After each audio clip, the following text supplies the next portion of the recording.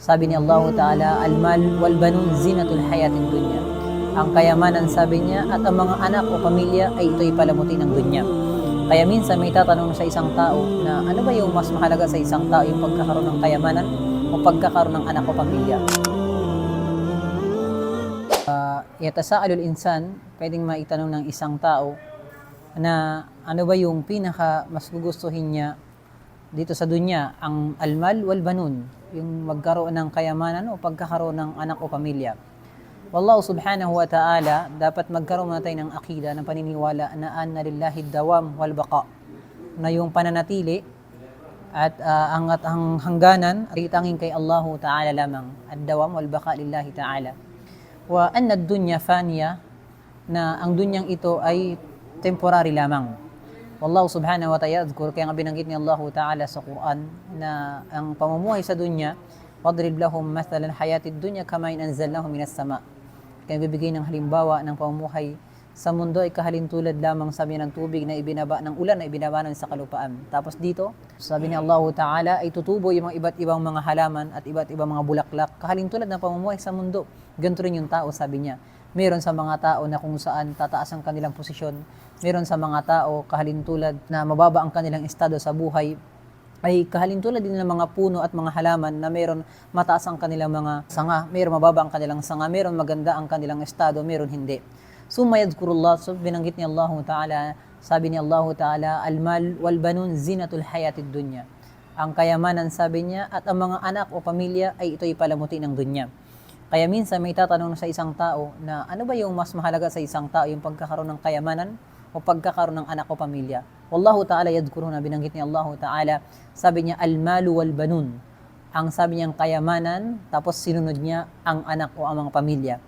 So budi abil mal, inumpisahan dito sa aya na patungkol sa kayamanan, sa posisyon o kapangyarihan, lianna al-mal ahabbu ila al-insan, dahil ang pagkakaroon ng kayamanan at posisyon, kapangyarihan ay mas minamahal at mas gugustuhin ng tao kaysa sa pagkakaroon ng pamilya o anak.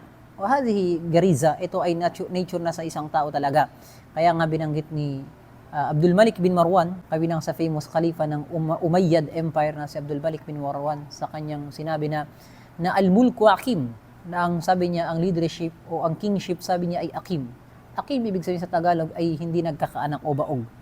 So ang pinakapunto niya dito na ang al-mulku akim, ang leadership, ang governance o ang kingship ay hindi nagkakaanak, ibig sabihin mas ninais nito ang isang tao na kapag ang isang tao ay kakalabanin niya ang kanyang tatay o ang isang tao sa kingship, sa leadership position, ay pwedeng patayin ng isang tao yung kanyang anak o kanyang pamilya kapag agawan siya ng posisyon.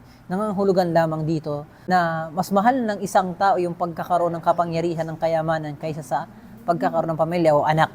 ولذلك Allah subhanahu wa ta'ala yaqul al-mal wal banun zinatul hayatid dunya. Pero dinescribe dito ng Allah Ta'ala na dapat manatili sa isang tao sa kanyang buhay sa dunya al-baqiyatus salihat.